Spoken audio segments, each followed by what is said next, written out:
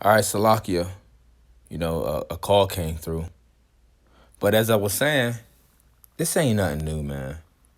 Okay, Jake has always been trimming their way to seek love. You know, Jake be wanting that acceptance, right? They want that acceptance. They want that you know, they want the favor of Esau Edom. Even though they not gonna get it, they still want it. Okay, and they're gonna do anything in their might to try to obtain it. Okay, so they're going to continue to trim their way. You know, they're going to continue to trim their way, right? To appease their enemy. Okay, but what you people don't know is y'all are in for a rude awakening. Okay, a rude awakening. You think these devils are going to stand side by side with you when all hell break loose? Meaning when it gets to the parts like the race wars and things like that, because this is biblical. But this is what I'm speaking is biblical, okay? And it's going to take place. Then what you going to do? You see? What you going to do then? You going to still take the side of the enemy? It's just a question. But more than likely, you're going to have a lot of the coons of our people is going to stand firm with who?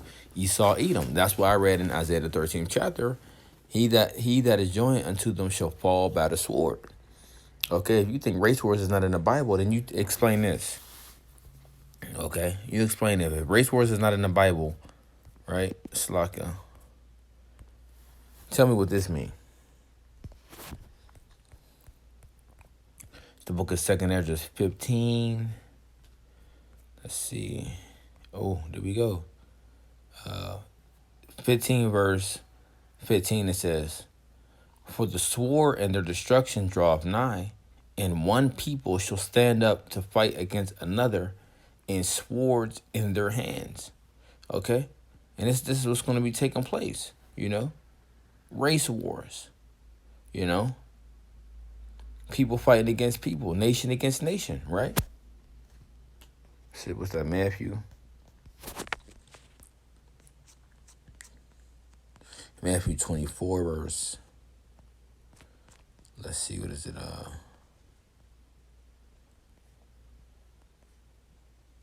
7, it says, for nation shall rise up against nation, and kingdom against kingdoms, and there shall be famines, and pestilence, and earthquakes in diverse places. So what is one nation against another nation? You see, that's a race war,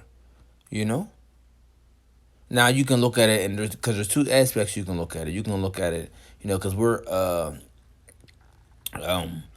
people consider the United States as one nation of people. Then they consider China one nation of people, right? That's what they consider it as. But you so-called blacks, Latinos, and Native Americans, right? You people that go back to the line of Abraham, Isaac, and Jacob, you are one nation. You are one nation of people, right? And then you got the Edomites, right? The so-called white people, no matter if they live in Russia or Turkey, and they may be calling themselves these names: Turkish, Russian, Sweden, American, right? Guess what? They're from the nation of Edom. You see? So I mean, you could use it in two different scenarios. Okay, but this is what's going to be taking place: race wars. Okay, kingdoms fighting each other. Because these different places, the countries will be considered kingdoms. With having a ruler over it, which is the president, which almost takes on the position as a modern day pharaoh, so to speak, or as a king. So these things are going to be taking place on the earth. And Jake is, hey, Jake, you in for a rude awakening, especially of those that think that this system, or think that these people which wrote the system, which is Esau, Edom, and let's just go a little bit lower on a lower note. They think that these two-time losers, everyday 9 to 5 working Edomites are in their corner, but they're not. You see, and that's what's gonna crush them the worst because they gonna think, you know, their next door neighbor, which be people like Barbecue Becky. You know what I'm saying? Susie at the office be all on their side until shit hits the fan. You see? Then you Jakes are gonna see how serious it is. Then you Jakes are gonna see that y'all got enemies and that these devils can't stand you and they wanna destroy you. Y'all gonna see. But by the time y'all look up, it's gonna be too late. Why? Because you was too busy trimming your way to seek their love and to seek their acceptance. You know? But you won't show these same you won't show these same these same ways towards your fellow Israelite neighbor, brother or sister. You won't do the same thing for them. You won't have the same compassion and mercy, as you do for Esau, to your fellow neighbor. You won't do that to them. You see?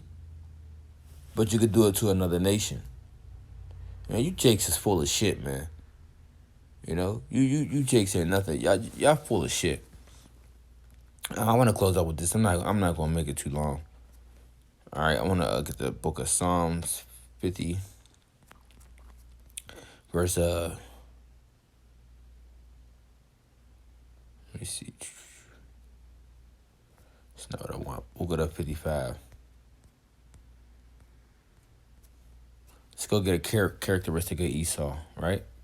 Psalms 55, verse 20, it says, He hath put his hands against such as be at peace with him. He hath broken his covenant.